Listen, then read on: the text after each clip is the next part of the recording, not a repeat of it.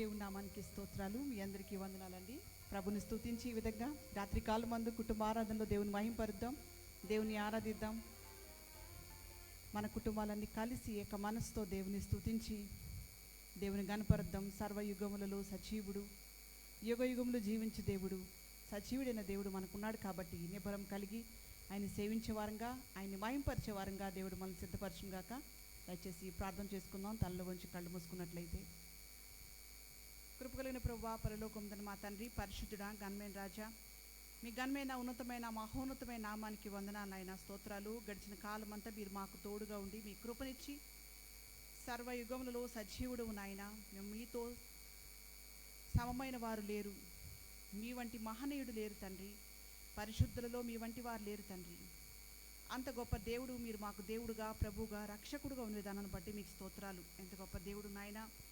పాప ఊపిలో ఉన్న మమ్మలను ప్రభా పైకి లేవనెత్తిన తండ్రి మీకు స్తోత్రములు. మా పాపం వల్ల మేము పొందవలసిన శిక్షను మీరు భరించి ఈ లోకానికి నరుడుగా దిగి వచ్చి దీనుడుగా, రిక్తుడుగా మిమ్మల్ని మీరు తగ్గించుకొని ఈ లోకానికి నాయన మరి ప్రభా మానవ అవతారంలో వచ్చి నాయన మా కొరకు మీ పుణ్య రక్తాన్ని చిందించి మీ పరిశుద్ధ రక్తంలో మా ప్రతి పాపాన్ని కడిగి పవిత్రపరిచి పరిశుద్ధులుగా చేసి మిమ్మల్ని సేవించి మిమ్మల్ని పూజించే గొప్ప కృపని, భాగ్యతని మీరు మాకు అనుగ్రహించిన విధానాన్ని బట్టి మీకు వందనాలైనా, స్తోత్రాలు.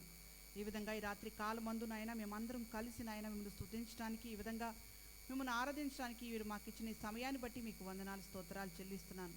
శ్రమలో మాకు తోడై నడిపించే దేవుడు, మమ్మల్ని గొప్ప చేసే దేవుడు, విడిపించే దేవుడు మీరున్నారనే నిబ్బరంతో నాయన మిమ్మల్ని గణపరిచే వరంగా, పరిశుద్ధుడైన దేవుడు, నిత్యుడగు తండ్రివి, సమాధానకర్త అయిన దేవుడు నాయన, సృష్టికర్తవి మీరు మాకు దేవుడుగా ఉన్నారు. అందును బట్టి మీకు స్తోత్రాలు. సర్వశక్తిమంతుడు, మీ యొక్క శక్తికి అసాధ్యమనేది ఏమీ లేదు నాయన, సమస్తము సాధ్యమైనవి తండ్రి. అంత శక్తిమంతుడైన దేవుడు మీరు మాకు దేవుడుగా, ప్రభుగా, రక్షకుడు ఉన్న విధానం బట్టి స్తోత్రాలు. సర్వ వ్యాపకుడు, అన్ని స్థలముల్లో ఉన్నవాడు నాయన, మీకు స్తోత్రాలు, వందనాలు. సర్వము ఎరిగిన వాడువు, మా హృదయములను పరిశీలించి పరిశోధించి ఎరిగిన దేవుడు నాయన, మీకు స్తోత్రాలు. మీరు ఎంత గొప్ప దేవుడో మిమ్మల్ని నాయన ఎరిగిన వారమై మిమ్మల్ని ఆరాధించే కృపని మీరు మాకిచ్చి నాయన దినదినము నాయన మరి ప్రభా మీ వాక్యమని తండ్రి శ్రేష్టమైన మాటలతో తండ్రి మమ్మల్ని బలపరుస్తూ నిబ్బరపరుస్తూ నాయన మా విశ్వాసంలో ముందుకు నాయన నడిపిస్తున్న విధానాన్ని బట్టి మీకు స్తోత్రాలు, వందనాలు. మాతో కలిసి మిమ్మల్ని ఆరాధిస్తూ ప్రతిరోజు మిమ్మల్ని సేవిస్తూ ఈ విధంగా కుటుంబ ఆరాధనలో మాతో పాల్పొందుతున్న ప్రతి బిడ్డని మీరు దీవించండి, ఆశీర్వదించండి. నిండారుగా మీ యొక్క తండ్రి నాయన మరి ప్రభా దీవెనలతో కుటుంబాన్ని అలంకరించండి నాయన. ప్రతి బిడ్డని మీరు బలపరచండి, బలహీనైన వారికి బలాన్ని అనుగ్రహించండి. దీన బిడ్డల్ని మీరు జ్ఞాపకం చేసుకోండి నాయన. ఏ బిడ్డలు ఏ పరిస్థితిలో ఉన్నారు, ఏ అక్కర్లో ఉన్నారు, ఏ కొదువులో ఉన్నారు నాయన, ప్రతి ఒక్కరి హృదయాన్ని పరిశీలన చేసే దేవుడు మీకు స్తోత్రాలు. మీరే నాయన మరి తండ్రి ఆశగల ప్రాణాన్ని తృప్తిపరిచే దేవుడు మీకు వందనాలు. ప్రతి బిడ్డని మీరు దీవించి ఆస్వాదించి ఆరాధన అంతట్లో మీరు తోడేయండి. మీ శ్రేష్టమైన మాటలు మాకు అనుగ్రహించమని యేసయ్య ఘనమైన నామములో స్తుతించి ప్రార్థించి వేడుకొంచున్నాను తండ్రి, ఆమేన్.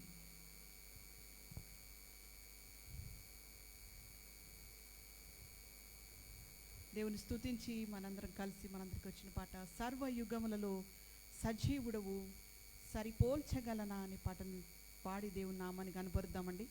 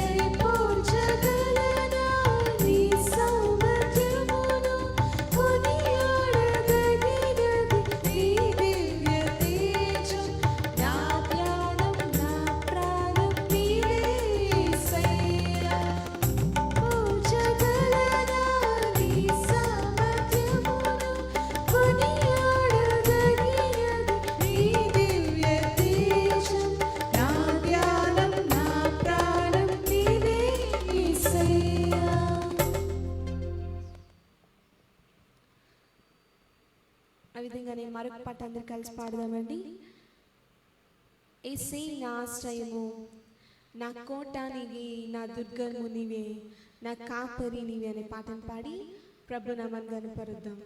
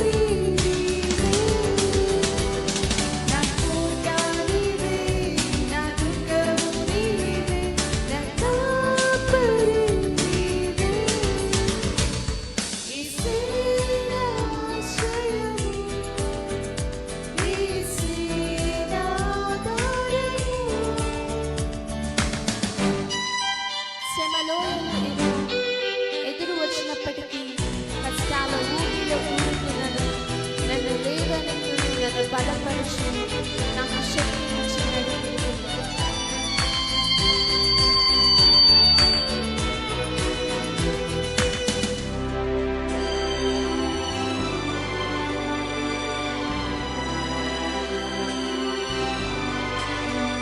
శ్రమలు ఎన్నో ఎదురు వచ్చినా, కష్టాల ఊబిలో కూరుకున్నాను.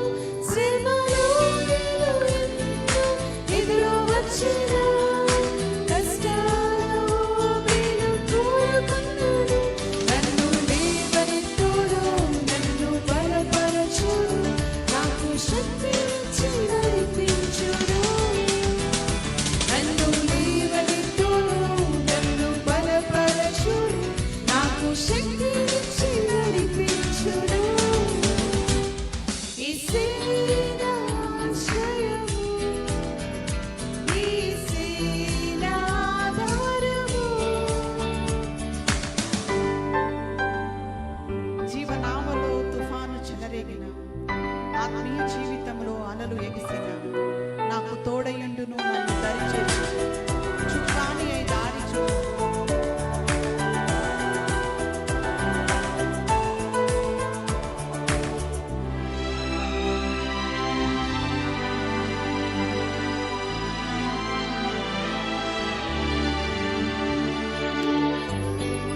తుఫాను చెలరేగిన, ఆత్మీయ జీవితంలో అలలు ఎగిసిన,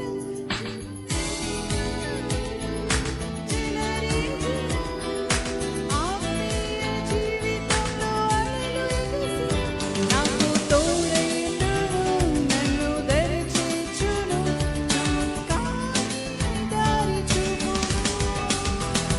నాకు తోడయుండును, నన్ను దరిచేర్చును, చుక్కాని దారి చూపును.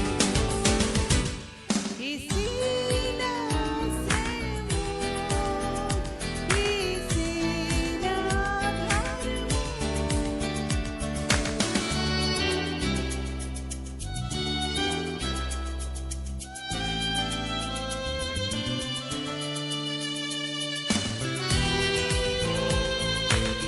కష్టాంగం దినమంతయు చీకటి అలుముకొల్లును, బ్రతుకే భారమైన సముద్రమైనది.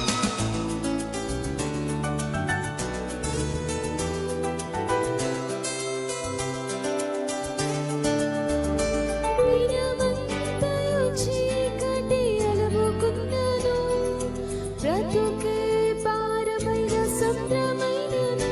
దినమంతయు చీకటి అలుముకున్నను, బ్రతుకే భారమైన సముద్రమైనది. నాకు వెలిగించుడు, నన్ను వెలిగించుడు, నా నామముగా తిరుగుదురు. నాకు వెలిగించుడు, నన్ను వెలిగించుడు, నా నామముగా తిరుగుదురు.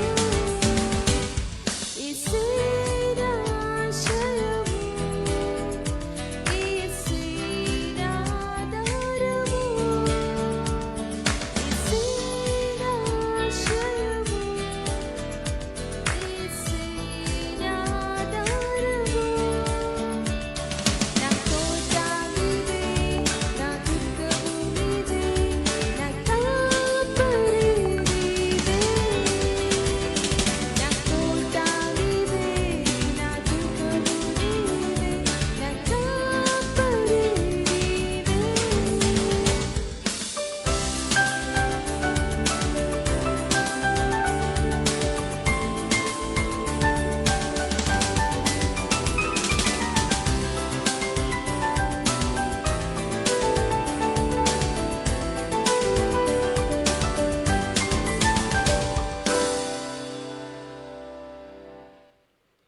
నిజంగా యేసయ్యే మన ఆశ్రయము, మన దుర్గము, మన కోట. ఆయనే ఉన్నాడు.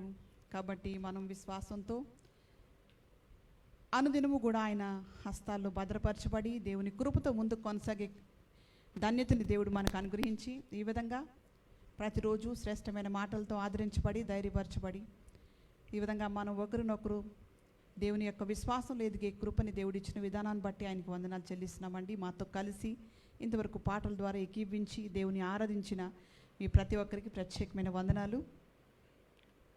దేవుని యొక్క శ్రేష్టమైన వర్తమానాలతో మన ఆత్మీయ జీవితాన్ని బలపరుచుకుంటూ దేవుని యొక్క గొప్ప ఆశీర్వాదాలు పొందుకునే కృపని దేవుడిచ్చిన విధానాన్ని బట్టి ఆయనకు వందనాలు చెల్లిస్తున్నాం. ఆయన ఎవరో మనం తెలుసుకుని దేవుడు ఎంత శక్తిమంతుడో, ఎంత బలవంతుడో, ఎంత పరిశుద్ధుడో, ఆయన సమస్తము ఎరిగినవాడని మన హృదయాన్ని కూడా పరిశీలన చేసి ఎరిగి మనకి ఏది కావాలో మన అక్కరలు అవసరతలు సమస్తము మనం అడగక మునిపే ఆయన ఎరిగిన దేవుడు, మన అక్కరలు తీర్చే దేవుడు.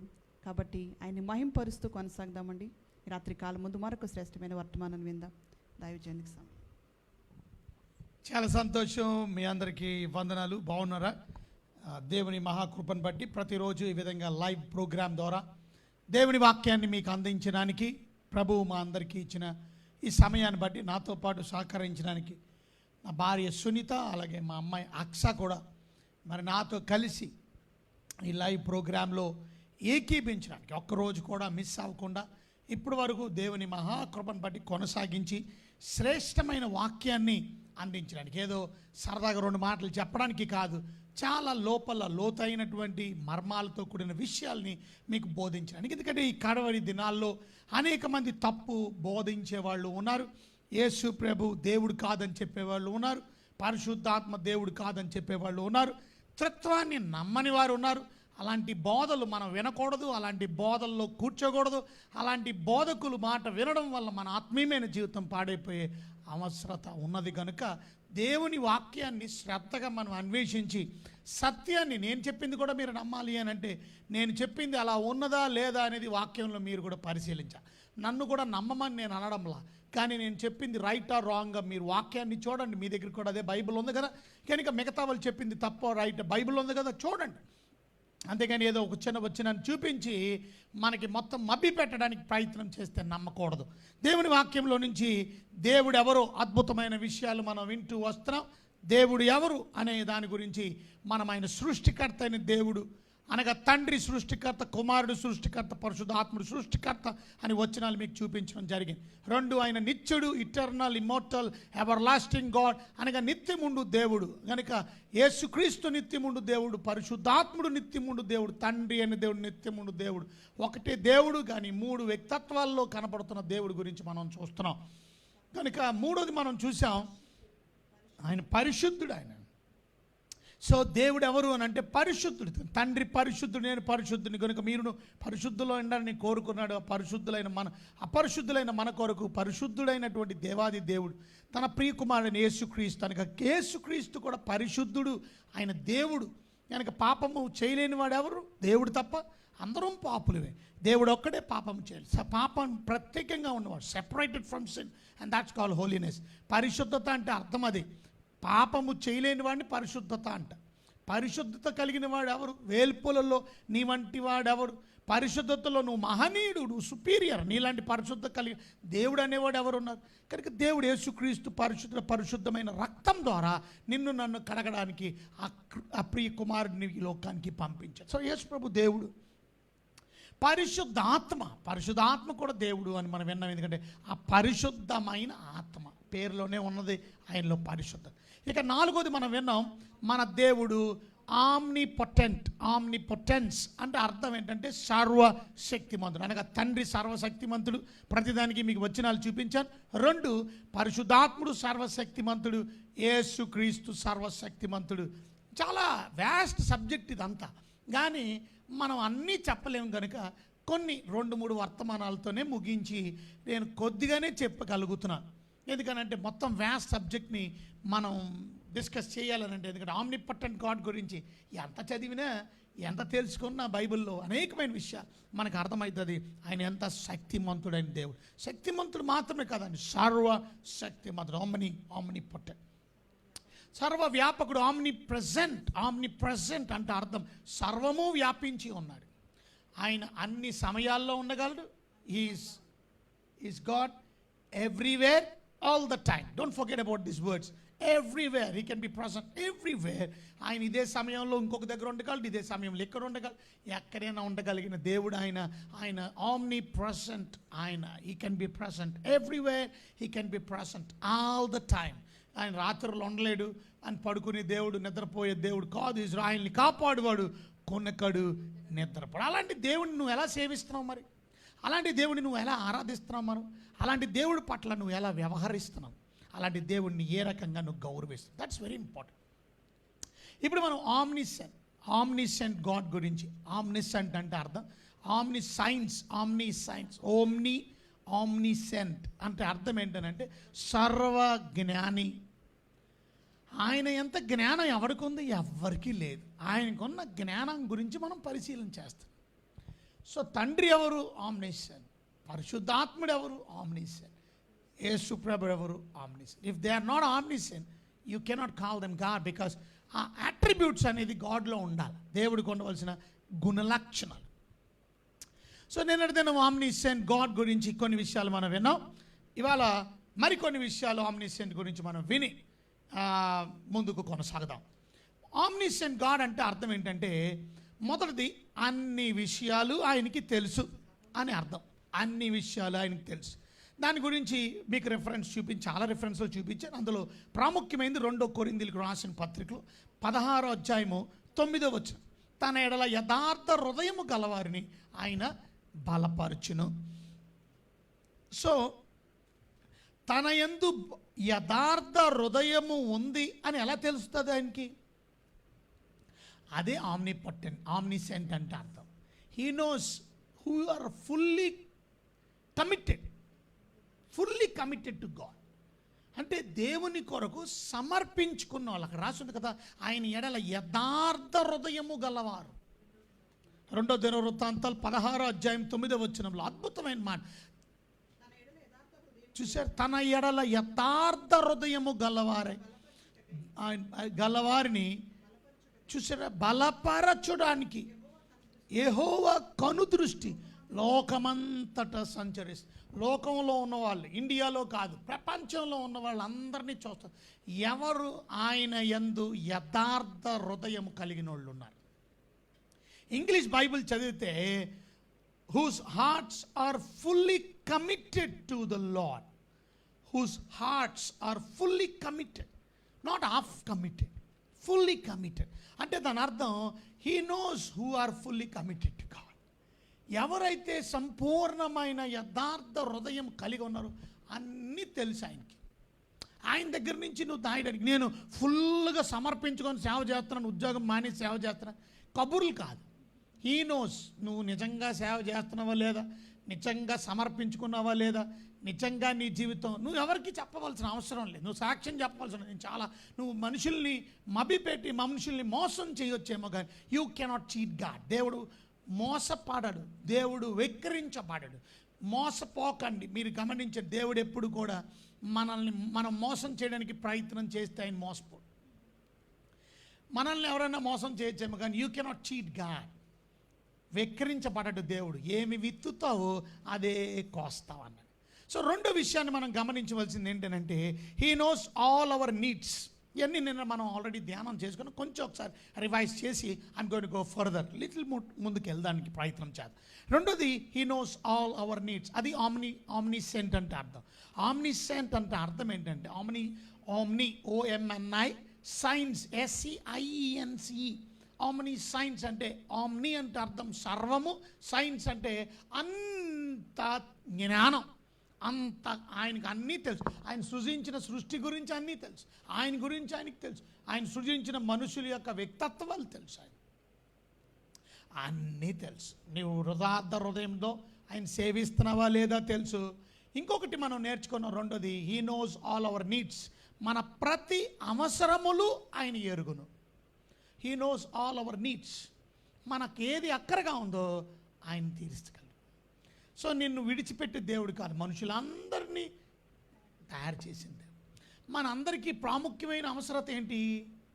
బేసిక్ నీడ్స్, ఫుడ్, షెల్టర్, భోజనం. అది అనుకుంటాం మనం. కానీ ప్రాముఖ్యమైన నీడ్ మనిషికి రక్షణ చాలా ఇంపార్టెంట్. మారు మనసు చాలా ఇంపార్టెంట్. చూసారా, మీ నీడ్స్ అన్ని దేవుడికి తెలుసు. మీరు అందరూ మార్పులోకి రావాలని దేవుడు కోరుకుంటాడు. ఆయన మీ గురించి ఆలోచన చేస్తున్నాడు. తన ప్రణాళికలోకి రావడానికి ఆయన మిమ్మల్ని ఏర్పాటు చేసుకున్నాడు. సో అలాగే మనం చూసినట్లయితే మీ అవసరతలు అనగా శారీరకమైన అవసరతలు కూడా ఆయన ఎరుగును. మీకు ఏది అక్కరో, మీకు ఏది అవసరమో ఆయన అన్నీ ఎరుగును దేవుడు. మీకు ఏది నీడ్ ఉందో, మీ స్పిరిచువల్ నీడ్, అలాగే మీ ఫిజికల్ నీడ్స్, మీరు అడగక మునుపే అంటే అర్థం ఏంటి? మీరు అడగక మునుపే అంటే అర్థం ఏంటి? Before you ask, God knows. But is it necessary to pray? Yes, surely it is very necessary to pray. ప్రార్థన చేయాలి, కానీ ప్రార్థన చేయమన్నాడు కనుక చేయాలి. కానీ నీ ప్రార్థన వల్ల can you change God's mind? చూస్తారా, గాడ్స్ మైండ్ని చేంజ్ చేయగలమా ప్రార్థన ద్వారా అంటే చాలామంది ఎస్ అంటారు, కానీ మీరు కరెక్ట్ ఆన్సర్ ఇచ్చారు నో.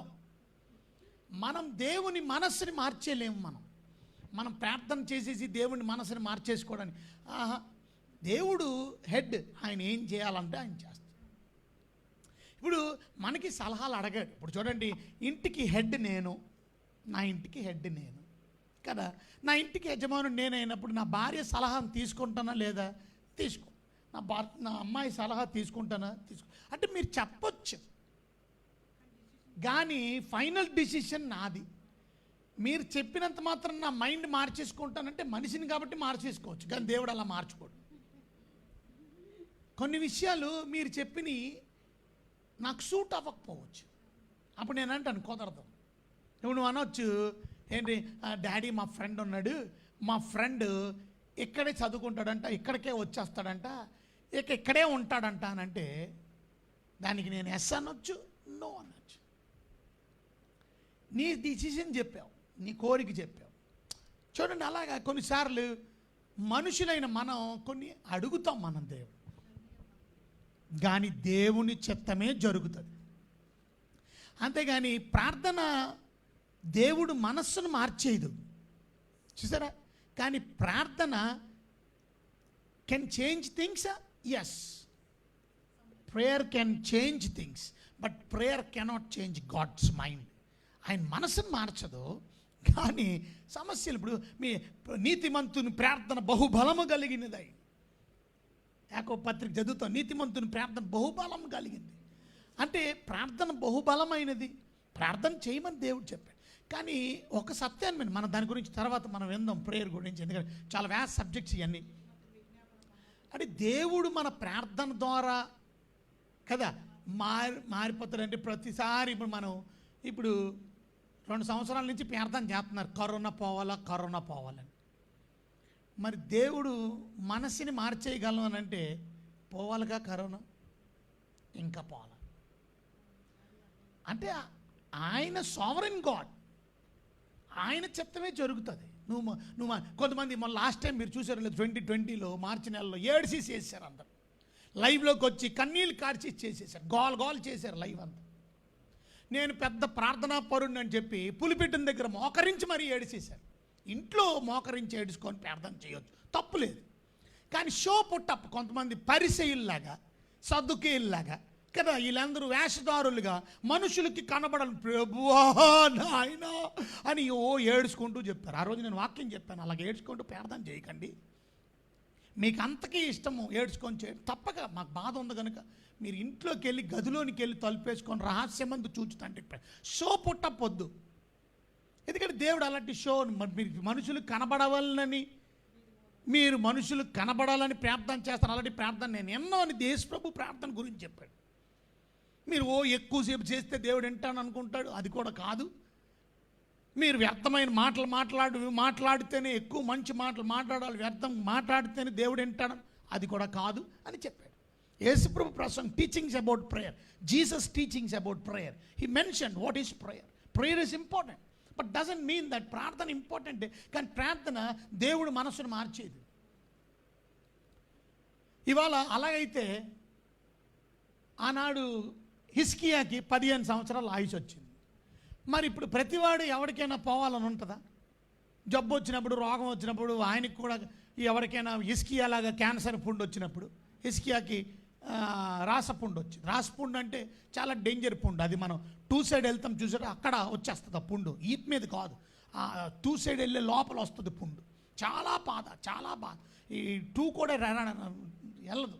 వెళ్ళినప్పుడు కూడా ఆ పుండుని టచ్ చేసి వస్తే ఆ పుండు పగిలి రక్తం కారిపోద్ది. సో అందుకని రక్తం వచ్చేస్తూ ఉంటుంది. చాలా బాధ, చాలా బాధ. అందుకనే పడుకునే ఉంటారు ఎక్కువ. ఆ రోజు కూడా హిజ్కియా మనం చూస్తే పడుకొని ఉన్నాడు మంచం మీద. హిజ్కియా వచ్చి చెప్పాడు, నీకు వచ్చి నాకు ఈ క్యాన్సర్ పుండు బట్టి చచ్చిపోతావు అన్నాడు. అప్పుడు హిజ్కియా ఆ మంచం మీదే మోకరించలేదు, నిలబడలేదు, కూర్చోలేదు. అటువైపు ఒండ్రంగా తిరిగి గోడ వైపుకి తిరిగి పడుకొనే ప్రార్థన చేశాడు. అంటే దేవుడు పడుకుంటే ప్రార్థన ఎన్నాడు అనేది ఏమీ లేదు. నువ్వు పడుకున్న ప్రార్థన చేసిన ఏంటంటే, నువ్వు మోకరించి ప్రార్థన చేసిన ఏంటంటే, నిలబడి ప్రార్థన చేసిన ఏంటంటే, కూర్చొని ప్రార్థన చేసిన ఏంటంటే, నడుచుకొని ప్రార్థన చేసిన ఏంటంటే, దేవుడితో మాట్లాడడం ఇస్ వెరీ ఇంపార్టెంట్. పాస్టర్ కాదు ఇంపార్టెంట్. నువ్వు ఏ పాస్టర్లో ఉన్నావు, అందరూ మోకరించి. పలానా భక్తుడు భక్సింగర్ అనే భక్తుడు ఎప్పుడు మోకరించేవాడు. ఆయన రైల్వే స్టేషన్లో ఉన్న మోకరించేవాడు, ఆయన బస్ స్టేషన్లో ఉన్న మోకరించేవాడు, ఎయిర్పోర్ట్లో ఉన్న మోకరించేవాడు. ఎవరున్నా నాకు అనవసరం, నేను మోకరిస్తాను. ఆయన మంచి డిసిషన్, ఓకే. కానీ ఆయన్ని మనం అనుకరించవలసిన అవసరం లేదు. బక్సింగర్లో నేను కూడా ఉండి నేను కూడా రోడ్ల మీద మోకరిస్తాను అవసరం లేదు. అలా మోకరిస్తేనే నేను వింటాను దేవుడు అని అనలేదు కదా. అలా అంటే నువ్వు చెయ్యాలి. మోకాళ్ళు ప్రార్థనే దేవుడు వింటాను అని అనలా. నువ్వు మోకరించి ప్రార్థన చేయడం మంచిదే, మోకరించి ప్రార్థన చేయడం అంటే నా పాయింట్ ఏంటంటే, omniscient God, he knows everything. నా పాయింట్ ఏంటంటే, ఏదో చెప్తున్నాను మధ్యలో. హిజ్కియాకి మరణకరమైన రోగం వచ్చింది. అప్పుడు ఆయన ప్రార్థన, ప్రభువా యథార్థ హృదయుడినై సత్యంతో నీ సన్నిధి నేను ఎట్లు నడుచుకుని కృపతో జ్ఞాపకం చేసుకోమని ఆయన చేసిన చిన్న ప్రార్థన వెళుతున్నటువంటి దైవజనుడికి దేవుడు చెప్పాడు, వెళ్ళి ఆయనకి చెప్పిరా, అతనికి 15 సంవత్సరాలు ఆయుష్ ఇస్తున్నాను. సో వెళ్తున్నాడు, ఇంకా ఫోర్ట్రెస్ దాటలేదు, ఇంకా కోటలోనే ఉన్నాడు. రాజనగరంలో రాజవీధి, రాజుగారి దగ్గర కదా రాజుగారు ఈయన. రాజనగరములో అంటే లేక రాజుగారి ఆస్థానంలో ఆ రాజుగారు బిల్డింగ్ని ఇంకా క్యాంపస్ దాటలేదు, కానీ దేవుడు ప్రత్యక్షం వచ్చాడు. సో వెంటనే తిరిగి వచ్చి చెప్పాడు, ఏమన్నాడంటే, నీ ప్రార్థన దేవుడు విన్నాడు. ఇది చిన్న ప్రార్థన, మంచం మీద పడుకొని చేసిన ప్రార్థన దేవుడు విన్నాడు అని ఆన్సర్ వచ్చింది. అంత మాత్రమే కాదు, నీకు 15 సంవత్సరాలు ఆయుష్ ఇస్తున్నాను. 15 సంవత్సరాలు ఆయుష్ ఇస్తున్నాను కదా అని మీ పుండుకి మందు వేసుకోవద్దని కూడా చెప్పాలా. ఆ మందు కూడా చెప్పాడు, అంజూరపు ముద్ద నూరి ఆ పుండు మీద పెట్టమన్నాడు. మెడిసిన్ కూడా, అంటే మందుల్ని వాడొద్దా, మనం కరోనాకి వ్యాక్సిన్ వేసుకోవద్దా, నీ ఇష్టం. అది వ్యాక్సిన్ వేసుకుంటే అందుబాటులో ఉన్న మందుల్ని వాడొద్దు అని దేవుడు ఎక్కడ చెప్పాలి. యేసు ప్రభువే చెప్పాడు, ఆరోగ్యవంతుడికి వైద్యుడు అక్కర్లేదు, రోగికే వైద్యుడు అవసరము అని యేసు ప్రభు చెప్పాడు. అంటే అర్థం ఏంటి, పాపాత్ముడికి ఎవరికి కూడా రక్షణ అవసరం లేదు, రక్షణ అవసరం, నీతిమంతుడికి రక్షణ అవసరం లేదు అనే సందర్భం గురించి చెబుతూ వైద్యుడి గురించి యేసు ప్రభు చెప్పాడు. సో వైద్యుని అవసరమే, తప్పులేదు, మందులు వేసుకోవచ్చు, తప్పులేదు. పాత రోజుల్లో కొంతమంది అలా చాలామందిని చంపేశారు. మందులు వేసుకోవద్దు అని చెప్పి పాస్టర్లే బోధించి వాళ్ళు మారు మనసు పొందిప్పుడు వాళ్ళు మందులు వేసుకుంటున్నారు. ఇప్పుడు వాళ్ళ తాతలు, వాళ్ళ ముత్తాతలు, వాళ్ళ నాన్నలు ఇప్పుడు చేసింది పొరపాటు అని వాళ్ళ కొడుకులు ఒప్పుకుంటున్నారు, వాళ్ళ మనవాళ్ళు ఒప్పుకుంటున్నారు. వాళ్ళు చేసిన తప్పు, మా మా మా మా పద్ధతుల్లో మా తాత అలా చేసేవాడు, మా నాన్న అలా బోధించేవాడు, మేము కూడా ఆ టైంలో పసిబిడ్డలుగా విన్నాము, అలా చాలామంది చనిపోయిన వాళ్ళు ఉన్నారు. అది తప్పు బోధ. అందుకని చాలా జాగ్రత్తగా మనం బోధలు వినాలి. మీరు మాంద్యులు కాక అనే వచ్చిన ఒక అతను అంటాడు, మీరు మందులు కాక, అదిగా మందులు వేసుకోవద్దు. వాక్యమే తప్పు చదివేసి మీరు మాంద్యులు కాక అని మందమత్తులుగా ఉండకండి అంటే, మీరు మందులు కాక మందులు వేసుకోవద్దు అదేంటి, ఇలాగా చాలామంది తప్పు చెప్పేవాళ్ళు. అందుకని చాలా జాగ్రత్త. ఈ దినాల్లో చాలామందికి సరైనటువంటి అవగాహన లేకపోవడం వల్ల తప్పు చేయడం వల్ల, ఇప్పుడు చూడండి, ఈ వాక్యం ఎవరు పడతాలు చెప్పేస్తున్నారు, ఎవరు పడతాడు చెప్పేసి ఏదేదో చెప్పేస్తున్నారు. దానివల్ల అనర్థం ఏంటి, నష్టపోయేది ఎవడు, పాపం వినేవాడు నష్టపోతాడు. ఇప్పుడు ఎవరు పడతారు డాక్టర్ కరోనా గురించి మందు చెప్పేస్తున్నారు అనుకోండి, సత్యం చెప్పకుండా ఏదో చెప్పేస్తున్నారు, అది వేసుకున్నాడు ఏమవుతుందో నష్టపోతాడు, చచ్చిపోతాడు కూడా వాడు. ఇప్పుడు డాక్టర్లు సరైన వైద్యం నేర్చుకోకుండా ఈ కరోనా పేషెంట్స్కి ట్రీట్మెంట్ ఇస్తున్నారు అనుకోండి, ఇప్పటికే వాళ్ళకి జరుగుతుంది చాలా వరకు. ట్రీట్మెంట్ ఇస్తున్నారు అనుకోండి, ఇవ్వవలసిన మందు కాకుండా వేరే మందు, ఇప్పుడు చాలా ఒక మందుకే చాలా సైడ్ ఎఫెక్ట్స్ ఉన్నాయి, అలాంటి మందులు ఇచ్చేస్తున్నారు, డోసు పెంచేస్తున్నారు. వాళ్ళు సరైన అవగాహన లేక సరైన పద్ధతి తెలుసుకోకుండా ఎవడు పడితే వాళ్ళు నేను డాక్టర్ని అనుకొని చేసాడు అనుకోండి, పేషెంట్లు చచ్చిపోతారు, జబ్బు కలిగినట్టు చచ్చిపోతారు. అది ఎందుకు చెబుతున్నానంటే, వాక్యం నువ్వు తెలుసుకోకుండా, వాక్యం నువ్వు నేర్చుకోకుండా, కొంతమంది వాక్యం నేర్చుకోవడానికి కూడా బద్ధకమే, వాక్యం వినడానికి బద్ధకమే, వాక్యం నేర్చుకోవడానికి ఆసక్తి మనకు ఉండాలి. సత్యమైన వాక్యం కోరికైనటువంటి ఆసక్తి. ఇవాళ I'm really proud of wonderful people who are watching this live. కొంతమంది పాస్టర్ గారులు ఉన్నారు, మన పాస్టర్ ఇస్సాక్ లాంటి వాళ్ళు, పాస్టర్ ఎవరు చాలా పెద్ద మంచి మంచి చదువుకున్న పాస్టర్లు ఈ వాక్యాన్ని వింటున్నారు. ఎందుకు? ఆసక్తి. దేవుని వాక్యాన్ని ఇంకా వినాలి. శ్రీను ఉన్నాడు అక్కడ కనుక బైబిల్ కాలేజీలో, వీళ్ళందరూ చాలామంది పాస్టర్లు, అలాగే పాస్టర్ శ్రీను గారు ఉన్నారు, పాస్టర్ ఇక్కడ ఫిలదెల్ఫియా నుంచి పాస్టర్ గారు, ఒకరు కాదు ఇంకా ఇలా చాలామంది చెప్పుకొని వెళ్ళొచ్చు. కానీ నేను ఎందుకు ఈ మాట చెప్తున్నానంటే, కొంతమంది వినడానికి కూడా ఇష్టం ఉండదు, వాళ్ళకి అన్నీ తెలుసు అనుకుంటా. మనకి ఎవ్వరికీ తెలియదు. మనం ఎప్పుడు స్టూడెంట్గానే ఉండాలి, ఇంకా చదువుతూనే ఉండాలి, ఇంకా నేర్చుకోండి. ఇప్పుడు వాక్యం చెప్పడానికి కూడా నేను ఎంతో స్టడీ చేస్తే కానీ రాను, నాకు అన్నీ తెలుసు అనుకొని రాను. నేను లాస్ట్ మూమెంట్ వరకు స్టడీ చేస్తాను. ఈవెన్ వీళ్ళు పాటలు పాడుతున్నప్పుడు కూడా కూర్చొని స్టడీయే చేస్తాను నేను. అంటే లాస్ట్ మూమెంట్, ఈవెన్ బాత్రూంలో కూడా స్టడీ చేస్తాను అవసరమైతే. దాని అర్థం ఏంటంటే, నేను ఎంతవరకు నేర్చుకోగలను. I have to be a student for my life, rest of my life. నేను జీవించిన జీవితం వరకు కూడా నేను స్టూడెంట్నే. I still have to learn. నేర్చుకుంటూనే ఉండాలి. కొంతమంది 2 నేర్చుకోగానే నాకు అన్నీ వచ్చేసి మేము ఇంక పాస్టర్ అయిపోవాలి, ఇవాంజలిస్ట్ అయిపోతుంది, అదే అయిపోతుంది 2 మాటలు చెప్తాడు. వీళ్ళకి ఏం అర్థం కాదు, వినేవాడికి ఏం అర్థం కాదు. రక్షణ పొందలేని మారుమనసు పొందలేని జీవితం. వాళ్ళు గుడ్డి వాళ్ళే, అంధకారులే, మార్గదర్శకులే, మార్గాన్ని చూపించడం పోయి వాళ్ళు గోతులో పడిపోతే మిగతా వాళ్ళు గోతులో పడేస్తారు.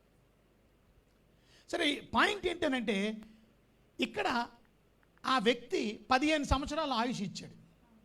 ఇప్పుడు బతకాలనుకున్న వాళ్ళు, మీరెవరన్నా బతకూడదు అనుకుంటారా? బతకాలనుకుంటారు కదా. మరణకరమైన పరిస్థితి వచ్చినప్పుడు, జబ్బు చేసినప్పుడు, అప్పుడు మీరు కూడా ఏమని ప్రార్థన చేస్తారు? హిచ్కియా ప్రార్థన చేసేస్తారు. సేమ్ ఈవెన్ నాకు తెలిసినటువంటి రీమా బైబిల్ కాలేజ్ ఫౌండరు, ఆయన డాక్టర్ రాన్ హెరోడ్ అనే వ్యక్తి, ఆయన కూడా ఇదే ప్రార్థన చేశాడు. ఏమన్నాడు? నేను హిజ్కియాలా ప్రార్థన చేసుకొని, హిజ్కియా ఆల్రెడీ వయసు వచ్చేసింది, నాకు 15 సంవత్సరాలు, ఇంకొక 2 సంవత్సరాలు గ్రేస్ ఇమ్మని అడుగుతున్నాను అన్నాడు. ఆయన చనిపోయాడు. సరే, నా పాయింట్ ఏంటనంటే, అందరికీ గ్రాంట్ చేసేస్తాడా? మరి హిజ్కియాకి ఇచ్చినట్టు అందరికీ ఇచ్చేస్తాడా? ఇప్పుడు చెప్పండి, మనం ప్రార్థన ద్వారా దేవుడు మనసును మార్చేయగలం అనుకుంటే, దేవుడి మైండ్లో ఇవాళ మనం వెళ్ళిపోవాలని ఉంది, మనం బకెట్ తన్నేయాలని, చచ్చిపోయాలని. అప్పుడు మన ప్రార్థన ఏమని చేస్తాం? బతకాలని చేస్తాం. సో ప్రతివాడు బతకాలని చేసినప్పుడు అసలు క్రైస్తవుడు ఎవడని చచ్చిపోతాడేక? ఇక ఎవడు చచ్చిపోడు. ఎందుకని? ప్రతివాడికి బతకాలని ఉంటుంది కాబట్టి అందరూ బతకాలని ప్రార్థన చేసేస్తారు. సో ప్రార్థన వల్ల నేను బతికేసాను. ఎంతకాలం బతికేసాను? 1 సంవత్సరం, మేబీ 6 నెలలు, మేబీ 2 సంవత్సరాలు, మళ్ళీ చచ్చిపోతాం. మళ్ళీ చచ్చిపోయే వల్ల మళ్ళీ బతకాలని ప్రార్థన. అలా నువ్వు బతకాలని ప్రార్థన చేస్తే ఇంక చావే ఉండదు. సో దేవుని చిత్తం కొంతమందికి అర్థం కాదు. అలాగే రక్షణ గురించి కూడా చాలామందికి అర్థం కాదు కదా. దేవుడు ఆల్రెడీ నీ పక్కటెముకను ఆల్రెడీ సిద్ధపరిచాడు అని అన్నాడు. అలాగని ఎతకడం మానేస్తామా? ఎతకాలి కదా. నా పక్కటెముక ఉంది వస్తుంది అని అనుకుంటే నువ్వు ముసలోడు అయిపోతావు. నీ పక్కటెముక ఉంది కానీ నువ్వు కూడా ఎత్తుక్కోవాలి. రక్షణ అనేది బైబిల్ చెప్తుంది. ఏమని? ఒక ప్రశ్న అడిగారు. ఏమని?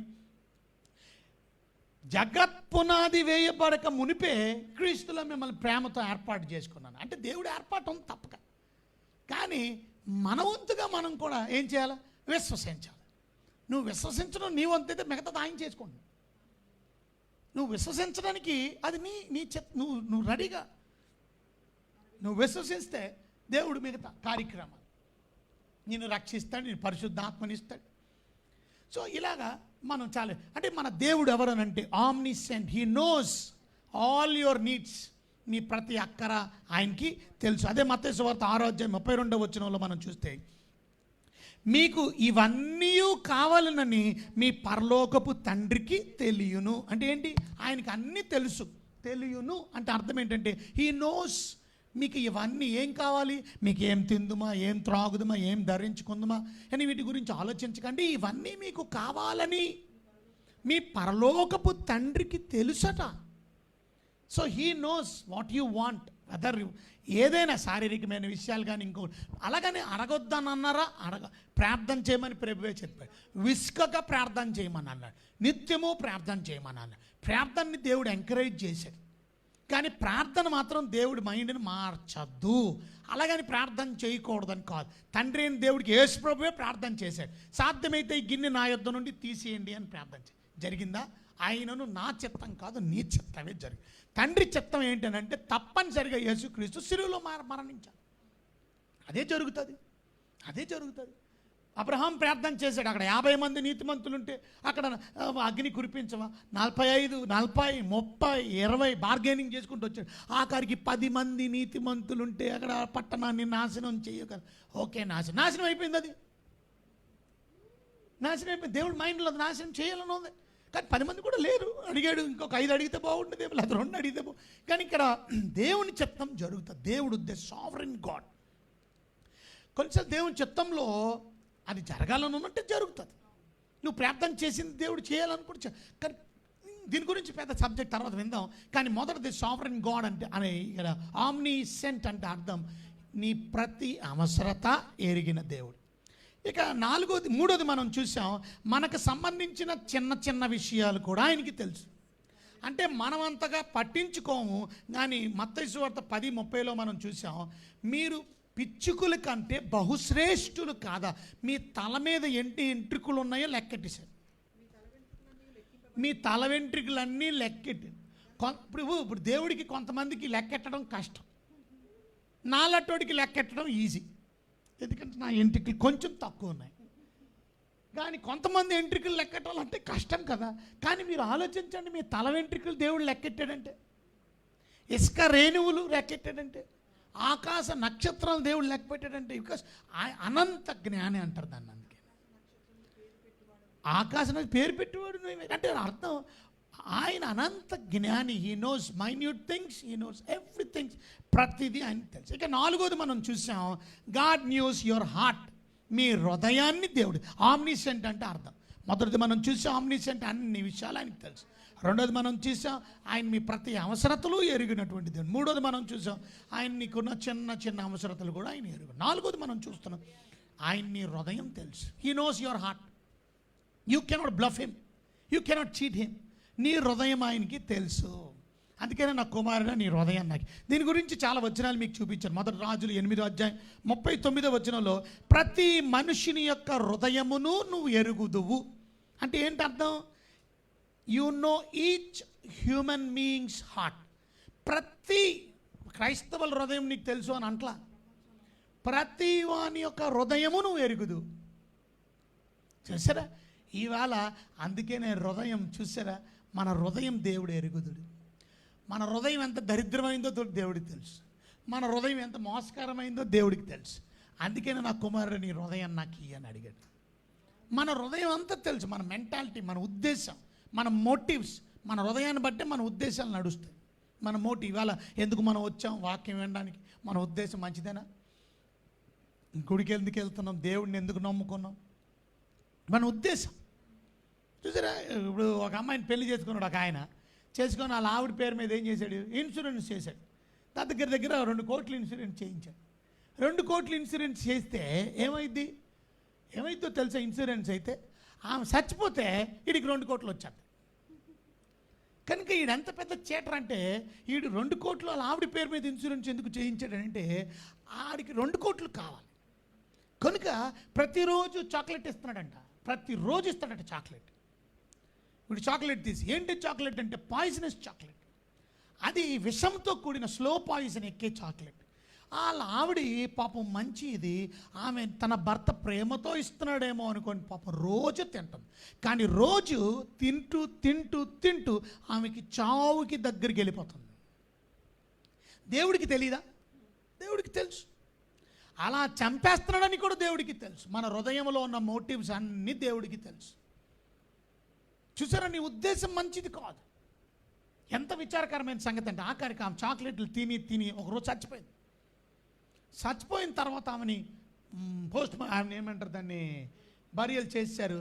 కానీ ఇన్సూరెన్స్ కంపెనీ వాళ్ళు ఆ ఇన్సూరెన్స్ క్లెయిమ్ చేయకుండా ఆమెకి రీపోస్ట్మార్టం చేసి, పోస్ట్మార్టం రిపోర్ట్లో వాళ్ళకి తేలింది ఏంటంటే ఈ అమ్మాయికి స్లో పాయిజన్ ఇచ్చారు అని డాక్టర్లు నిర్ధారించి, ఈయన్ని 4 తగిలించి 3rd డిగ్రీ కోటింగ్ ఇస్తే అప్పుడు ఒప్పుకున్నాడు. ఏ చాక్లెట్ ఇచ్చావు, ఏం చేసావంటే అన్నీ చెప్పాడు. వీడికి 2 కోట్లు రాలేదు సమా, భార్య చచ్చిపోయింది, ఈడు జైల్లోకి వెళ్ళిపోయాడు. దేవుడు చూడలేదేంటి? ఇవాళ చాలామంది దుర్బుద్ధితో దేవుడిని నమ్ముకోవడం, దుర్బుద్ధితో దేవుని సేవ చేయడం, దుర్బుద్ధితో దేవుని పరిచర్యలు ఏకీపించడం. దేవుడికి తెలీదా? He knows all your motives. నీ హృదయం తెలుసు, అది దాని అర్థం. అందుకని మొదటి రాజుల గ్రంథం 8వ అధ్యాయం 39వ వచనంలో you alone know each human beings heart అన్నాడు ఇంగ్లీష్లో.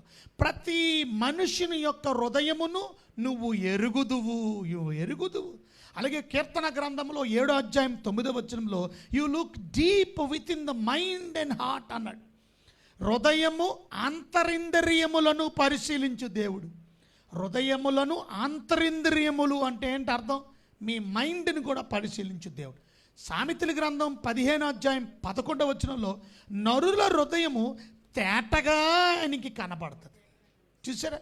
ఇర్మియా గ్రంథం 11వ అధ్యాయం 20వ వచనంలో ఆయన జ్ఞానేంద్రియములు శోధించేవాడు. జ్ఞానేంద్రియములు హృదయములు he tests your heart and your mind. ఇర్మియా గ్రంథం 17వ అధ్యాయం 9, 10 సారీ ఐఎమ్ స్పీడ్ వెళ్తున్నాను ఎందుకంటే నిన్నటి వాక్యంలోకి వెళ్ళి కనుక లార్డ్ సచ్ హార్ట్ ఎగ్జామిన్ మై మైండ్ 17వ అధ్యాయంలో 9, 10 వచనాల్లో మనం చూస్తాం.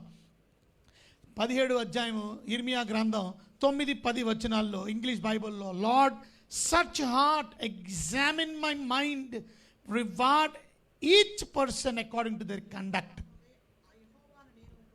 చూసారు? యెహోవా నేను హృదయములను పరిశోధించువాడు, అంతరేంద్రియములను పరీక్షించువాడిని. చూడండి, నేను పరిశీలించేవాడిని, పరీక్ష చేసేవాడిని. ఎగ్జామిన్.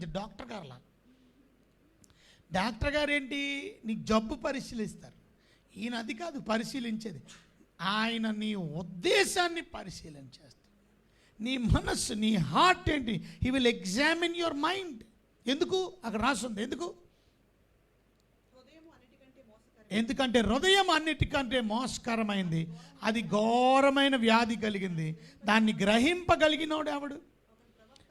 ఒకని ప్రవర్తన బట్టి అది వాని క్రియల ఫలము చెప్పున ప్రతీకారము చేయడానికి యెహోవానగు నేను హృదయములను అందుకే ఆయన ఎందుకు హృదయాలు పరిశోధిస్తాడంటే మీకు ప్రతిఫలం ఇవ్వడానికి. మీ హృదయం మంచిది కాకపోతే ఉంది మీకు, మీరు మనుషుల దగ్గర నుంచి తప్పించుకోవచ్చు. ఇప్పుడు చూడండి, వాడు భార్య మీద చూడండి ఎంత ప్రేమలా నటన చేశాడు. ఎంతమంది చీటర్స్ లేరు అలాగా? కొంతమంది భర్తల్ని మోసం చేసే చీటర్స్ లేరా? He knows your heart, he knows what you are thinking. నీ ఉద్దేశం తెలుసు. కయ్యూను తన తమ్ముడైన హేబేల్ని చంపకముందే వాడి ఉద్దేశం దేవుడికి తెలుసు. మరి కయ్యూని ఎందుకు ద్వేషించాడు దేవుడు అంటే వాడి ఉద్దేశం తెలుసు, వాడు హార్ట్ తెలుసు దేవుడికి.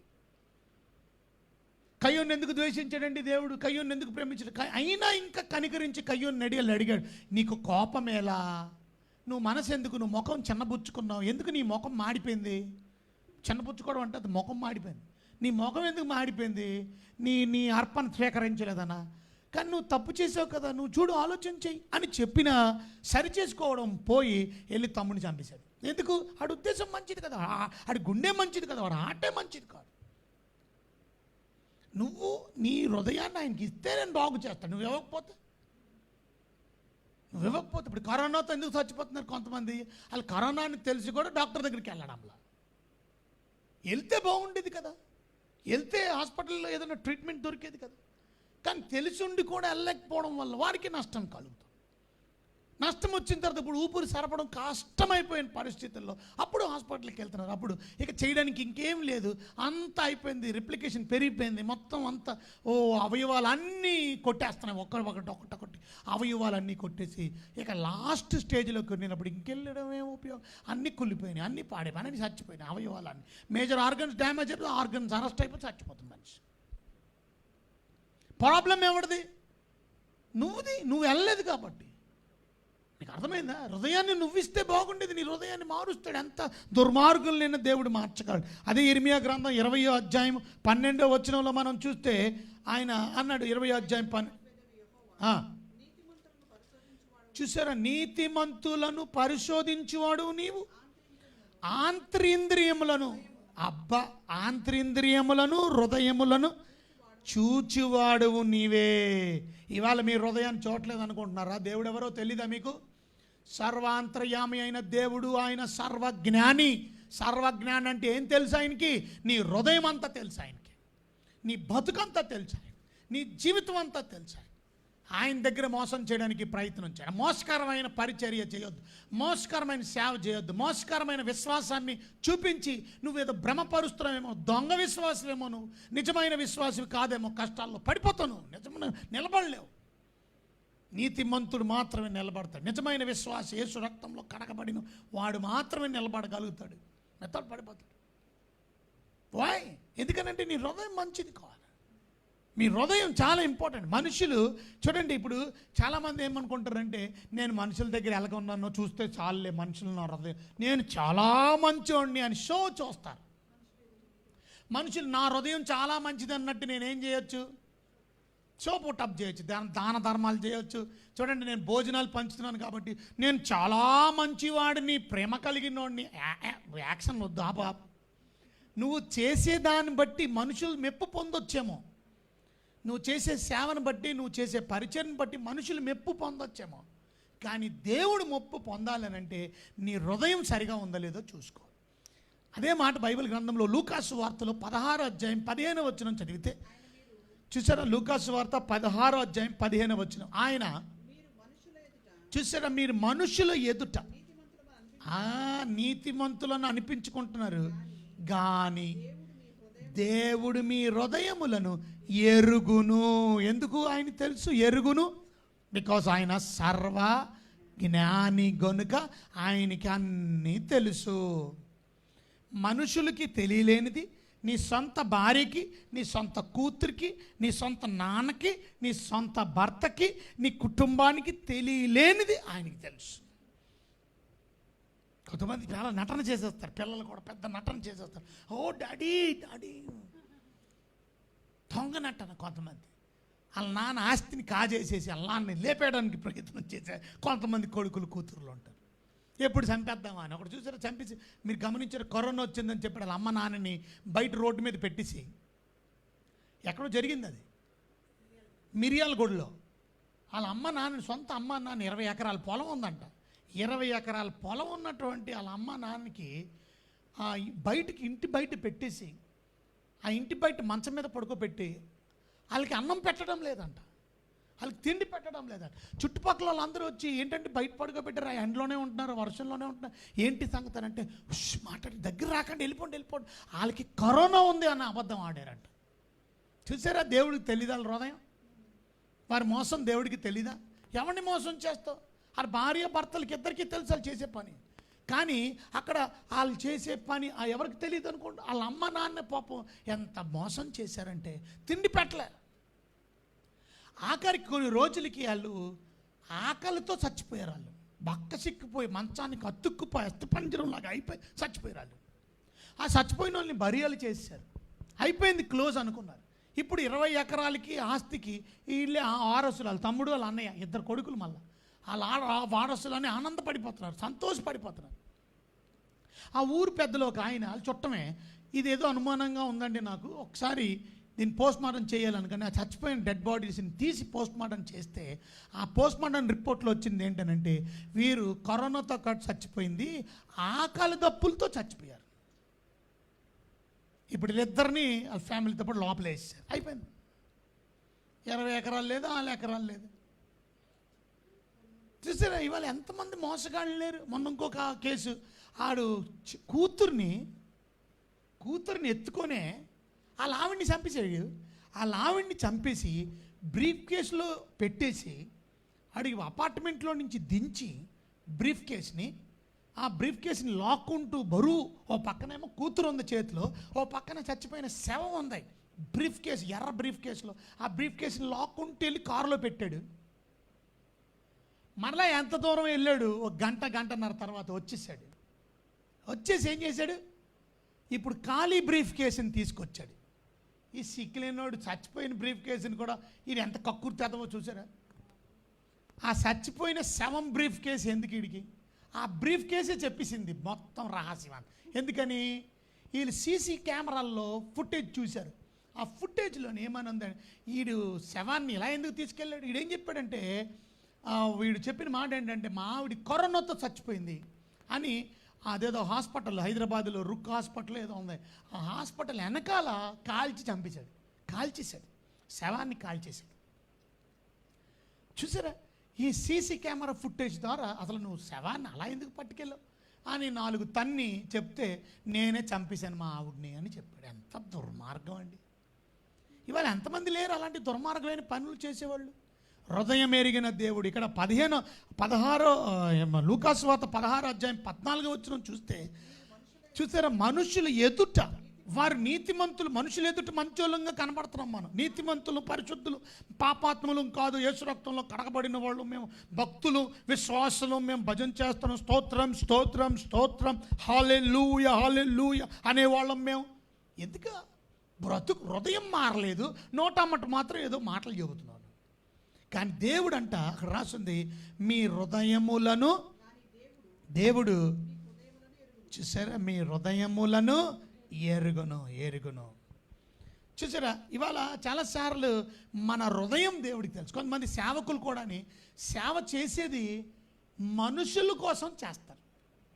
కొంతమంది, ఒక ఆయన నేను అడిగాను లైవ్లోని, ఏమండి మీరు మధ్యలో ఎందుకండి ఆఫ్ చేసేస్తున్నారు, ఫేస్బుక్లో కనబడరు? నేను ప్రార్థన చేయడానికి వెళ్ళానండి, అది చేయడానికి. చెప్పలేరా మీరు? 2 గంటల సేపు నేను రాలేనండి, వాక్యం నేను వింటున్నాను, బైబిల్ కాలేజ్ జరుగుతుంది. అమ్మో నేను అలా చెప్పకూడదండి, అమ్మో విశ్వాసుల దగ్గర అలా చెప్పొచ్చా అని అడుగుతున్నాడు ఆయన. ఎంత బాధాకరమైన బాధపడ్డాను నేను. ఎందుకంటే విశ్వాసులకు కూడా చెప్పలేనటువంటి పరిస్థితిలో ఒక నాయకుడు ఉన్నాడని అంటే ఇంకేమి నాయకత్వం అది? మన నాయకత్వం ఎలాగుండాలా? నాయకుడు అనేవాడు దైవ భక్తిలోకి ప్రజలను నడిపించగలగాలి. వాళ్ళని సంతోషపెట్టే సేవ చేయకూడదు. మనుషులను సంతోషపెట్టే సేవ చేస్తే నేను దేవుడు సేవకుడినే కాదన్నాడు పౌలు. మనుషుల్ని సంతోషపెట్టే సేవ చేసే సేవకులు ఎంతమంది లేరు? అంటే దేవుడు, నువ్వు మనుషులను సంతోషపెడుతున్నావా, నువ్వు నన్ను సంతోషపెడుతున్నావా అనేది దేవుడికి తెలీదా? నీ హృదయం దేవుడికి తెలుసు. God knows your heart. నీ ఇంటెన్షన్ ఏంటి? నువ్వు మనుషుల్ని సంతోషపెట్టే సేవ చేస్తావా, నువ్వు నన్ను సంతోషపెట్టే సేవ చేస్తున్నావా? దెస్సలోనికీయులకు రాసిన పత్రికలో ఈ మాట మనం చదువుతాం. మొదటి దెస్సలోనికీయులకు రాసిన పత్రిక 2వ అధ్యాయం 4వ వచనం చదివితే, దెస్సలోనికీయులకు రాసిన మొదటి పత్రిక 2వ అధ్యాయం 4వ వచనంలో చూసారా, సువార్తను మాకు అప్పగించుటకు యోగ్యులమని దేవుని వలన ఎంచబడిన వారమై, అది మనుషులను సంతోషపెట్టువారము కాక మా హృదయములను, అది మా హృదయములను ఏం చేస్తాడట? పరీక్షించు దేవుణ్ణే సంతోష పెడతాం. మా హృదయాల్ని పరీక్షించేవాడు ఒకడు ఉన్నాడు. ఆయన ఎవరు? ఆమ్నిసెంట్, ఆమ్నిసైన్స్, ఆమ్నిసెంట్ అన్నటువంటి, అనగా సర్వం జ్ఞాని అయిన ఆయన మా హృదయాలు ఎరిగిన దేవుడు. మేము నీతిగా చేస్తున్నామా, దుర్మార్గంగా చేస్తున్నామా, అన్నీ తెలుసు ఆయనకి, అన్నీ తెలుసు ఆయనకి. మనం చీటింగ్ చేస్తున్నామా, మనం మోసం చేస్తున్నామా, ఎవ్రీథింగ్. అందుకే చాలా జాగ్రత్తగా మనం దేవుని చిత్తానుసారంగా మనం దేవుని పరిచయం. మనుషులను సంతోషపెట్టే సేవకుడు చేస్తే నేను దేవుడిని సంతోషపెట్టలేను. సేవకులు ఇవాళ ఎలాగున్నారండి? మనుషులు సంతోషపెట్టే సేవ, మనుషులను ఆనందపరిచే సేవ, మనుషులకి జోకులేసి పిట్ట కథలు చెప్పి వాళ్ళకి అటెన్షన్ పోకుండా వాక్యాలు చూపిస్తే బోరు కొట్టేద్దంట వాళ్ళకి. అందుకే వాక్యాలు చెప్పట్లా, కాకమ్మ కథలు చెప్తున్నారు. ఆ రోజు ఏమైందంటే, ఒక రాత్రి ఏమైందంటే, ఒక్కొక్క రోజు ఏమిటంటే, ఈ కావాలా, ఈ సోదంతవాడికి కావాలా? వాక్యం చెప్పిన ఆయన అని 66 పుస్తకాలు నీ ముందు ఇచ్చి దేవుడు ఆ వాక్యమును ఏం చేయాలి? నువ్వు బోధించాలి, ఖండించాలి, వాక్యం ద్వారా తప్పు దొద్దాలి, సరిచేయాలి. దైవోపదేశం వల్ల, దైవావేశం వల్ల కలిగిన ప్రతి లేఖనము ఉపదేశించడానికి, బుద్ధి చెప్పడానికి, ఖండించడానికి, తప్పుని సరిచేయడానికి కదా. అది చెప్పకుండా నీ కథలు ఎవరికి కావాలి, నీ ఎక్స్పీరియన్సెస్ ఎవరికి కావాలి, మీ తాత ఎక్స్పీరియన్సెస్, మీ మామ ఎక్స్పీరియన్సెస్, ఏదో ఒక చిన్న ఉదాహరణ చెప్తే ఓకే, కానీ మొత్తం స్టోరీ అది. దానికి బోల్డ్ మంది లైకులు, కామెంట్స్, బోల్డ్ వ్యూవర్షిప్లు. ఎందుకంటే మనుషులు దుర్దశవులు. దుర్దశవు అంటే ఏంటి? దుర్దశవు అంటే ఎలా ఉంటుందో తెలుసా మీరు? ఆ బడ్డు ఒకటి తీసుకొని అలాగంటే ఎలాగుంటుందో తెలుసా? సమ్మగా ఉంటుంది. అబ్బా అనిపిస్తుంది, సమ్మగా ఉంటుంది. దొరదసు అడి అది ఎంతవరకు సమ్మగా ఉంటుంది అంటే కొంతసేపే, కానీ ఎక్కువ గెలికేసామనుకో కర్ణపేరు లోపల తెగిపోతాయి, మొత్తం ఇక సోపు పని చేయదు. కొంతమందికి అలాంటి దొరద ఎక్కువ. భలే చెప్తున్నారండి, భలే జోకెత్తాడండి, భలే ఆనందంగా ఉందండి, భలే పంచి ప్రసంగికుడండి, ఏ వాక్యం చెప్పాడు, అబ్బా చాలా బాగా చెప్పాడు, అంతే. ఏం వాక్యం? మనుషుల్ని సంతోషపెట్టే బోధకులు లేరు, మనుషులను వారి కొరకు పోగు చేసుకునే బోధకులు లేరు, వారి డబ్బులు సంపాదించుకోవడానికి పోగు చేసే సేవకులు లేరా? మనం సేవ చేయవలసింది మనుషుల కోసం కాదు, మనం దేవుని కొరకు పని చేయాలి. మనుషులను సంతోషపెట్టే సేవ కాదు మనం చేయవలసింది, మన హృదయములను పరిశీలించి పరీక్షించే దేవునికి నమ్మకంగా సేవ చేయాలి. అది అంటే ఇక్కడ మనం omniscient God is watching you day and night, watching your heart. ఇంకొక హార్ట్ గురించి ఇంకొక మాట చెప్పి నేను ముగిస్తాను. 1 జాన్, మొదటి యోహాన్ పత్రిక 3వ అధ్యాయం 20వ వచనం చూస్తే, యోహాన్ గారు రాసిన మొదటి పత్రిక 3వ అధ్యాయం 20వ వచనం, ఇందువలన మనము దేవుడు మన హృదయము కంటే అధికుడై సమస్తమును ఎరిగిన వాడై ఉన్నాడు. చూసి గనుక మన హృదయములు ఏ విషయాల్లో అది దోషారోపణ చేస్తుందో ఆయా విషయాల్లో ఆయన ఎదుట మన హృదయములను సమితిపరచు. అంటే ఏంటి? మన హృదయం చెబుతుంది కొన్నిసార్లు నువ్వు తప్పు చేస్తావు, నువ్వు పొరపాటు చేస్తావు. కనుక హృదయం కన్నా గొప్పవాడు ఇంకొక ఆయన ఉన్నాడు. ఆయన ఎవరంటే యేసు ప్రభు. ఆయన అధికుడై సమస్తమును ఎరిగినవాడు. కనుక మీ జీవితంలో ఏమైనా తప్పులు ఉంటే ఈవేళ ఈ రాత్రి క్షమించమని అడగండి. నువ్వు దాచేసుకుంటే దేవుడికి తెలియదులే అనుకోకండి. దేవుడి నీ హృదయం అంతా తెలుసు, నువ్వు అందుకనే దాచుకోవద్దు. అందుకనే బైబిల్ చెప్తుంది, అతిక్రమములను దాచిపెట్టువాడు వర్ధెల్లడు, కానీ దాన్ని ఒప్పుకొని విడిచిపెట్టేవాడు కనికరం పొందుతాడు. నువ్వు కనికరం పొందాలంటే ఒప్పేసుకో. నీ తప్పులు ఏమున్నాయో, నీ బలహీనతలు ఏమున్నాయో, మీ అమ్మకి, మీ నాన్నకి, మీ ఆవిడికి, మీ కూతురికి, మీ భర్తకి, మీ అత్తకి, మీ కోడలికి ఎవరికి చెప్పలేదో, ఎవరికి తెలియదు నువ్వు చేసిన చెత్త పని, నువ్వు చేసిన ఆలోచన, చెత్త ఆలోచన, నీకున్న లేకపోతే ఫ్యూచర్ ప్లాన్, భవిష్యత్ ప్లాన్ ఎవరు లేపేద్దాం అనుకుంటున్నావు, లేకపోతే ఎవరికి విషం పెట్టేద్దాం అనుకుంటున్నావో, ఎవరికి ప్లేట్లో ఎవడు కాలు లాగేద్దాం అనుకుంటున్నావు, ఎవడు బకెట్ లాగేద్దాం, ఎవడిని నువ్వు ఇది చేసేసి నువ్వు పైకి ఎక్కేద్దాం అనుకుంటున్నావో. చెత్త మనుషులు లేరా అండి? ఇప్పుడు ఈవెన్ పెద్ద పెద్ద పోపుల్లోనే ఉన్నారు. ఒక పోపుని చంపి పోపు అయ్యాడంట, ఇంకొక పోపుని చంపి పోపు అయ్యాడంట. పోపుల చరిత్ర చూడండి. అంటే దాని అర్థం ఏంటి? మనుషులు లీడర్స్ కూడా ఆయన్ని లాగేసి ఈయన అయిపోతున్నాడు. ఈ సంఘంలోని నాకు అవకాశం ఇవ్వట్లేదు కనుక ఈ సంఘంలో నేనేం చేస్తాను, మెల్లిగా పాస్టర్ గారు చెత్త అని ప్రచారం చేసేసి నేను ఈ సంఘాన్ని తీసేసుకోను. దురుద్దేశం కాదు అది, చెత్త ఉద్దేశం కాదు అది. సేవ చేయాలంటే చేయి తప్పగా, కానీ సంఘములో ఉన్న వాళ్ళని మోసం చేసేసి కొంతమంది ఆ సంఘంలో సగాన్ని ఎత్తుకుపోతారు, కొంతమంది స్ప్లిట్ చేసేస్తారు. ఆ సంఘంలో నుంచి నేను పాస్టర్ అని, నీ మోసగాడు కాదు, రేపొద్దున లెక్క చెప్పొద్దు, దేవుడి దగ్గర లెక్క చెప్పొద్దు. కనుక మనం ఎప్పుడు నీతిగా నమ్మకంగా చేయాలి. అక్కడొచ్చినా చాలు నీ సంఘానికి నమ్మకంగా పనిచేయి. దేవుడే నీకు ఆత్మలు సంపాదిస్తే, ఆత్మలు సంపాదించేది నువ్వు పని చేయి. దేవుడు ఇవ్వడా నీకు? మనుషులు దేవుడు తీసుకురాడా? వాళ్ళ సంఘంలో నుంచే తీసుకొచ్చేయాలా? ఆ సంఘంలో బాబు వచ్చేయండి, నేను వాళ్ళకంటే బాగా చెప్తాను, వీళ్ళకంటే బాగా చెప్తాను, లాగేసుకొని వచ్చేస్తున్నారు. దేవుడు నీ హృదయం, మీ తప్పు నీ మనసులో ఏమైనా ఉన్నారు, హృదయంలో ఏమైనా ఉండే ఒప్పేసుకో, దోషారోపణ. ఎందుకంటే దేవుడు ఆయన హృదయము కంటే అధికుడై సమస్తము ఎరిగినవాడు. నీ దేవుడు ఎరిగినవాడు అంటే అర్థం మీరు అర్థమైందా? ఆమ్నిసెంట్ అంటే అర్థం ఆయనకి అన్నీ తెలుసు. మానవ జ్ఞానానికి అతీతమైన జ్ఞానం, అన్నీ తెలుసు. నీ ప్రతి అవసరత తెలుసు, నీ ప్రతి విషయము తెలుసు, నీ మైన్యూట్ థింగ్స్ తెలుసు. అంత మాత్రమే కాదు, 4వది మనం చూసాం, ఏమిటది? ఆఖరికి 4వది మనం చూసాం, నీ హృదయము ఆయనకి తెలుసు.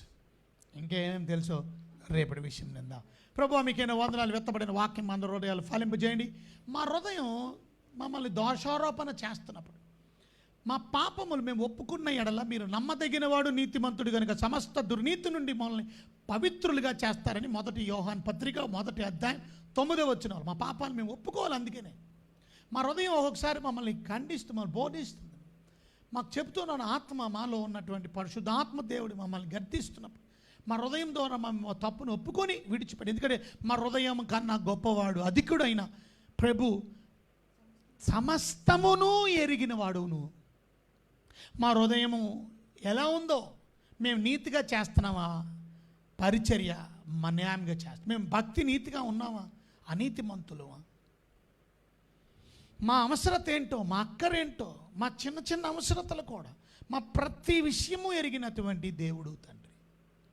గనుక అలాంటి సర్వవ్యాప్తి సర్వ జ్ఞాని అయిన ఆమ్ని సైన్స్ అన్నట్టు గొప్ప దేవుడైన మిమ్మల్ని స్తుతించి ఆరాధించి ఘనపరిచే బిడలగా, భయముతో భక్తితో బ్రతికే బిడలగా జీవించే కృప మాకు అందరికీ ప్రసాదించమని, మీ బిడ్డల అనారోగ్యాలు బాగు చేయండి, అస్వస్థతలో ఉన్న విడిపించండి. మీ చిత్త ప్రకారం చేసే దేవుడు మీరు గనుక నాయన, మీరే మీ చిత్తానికి అప్పగిస్తున్నాం.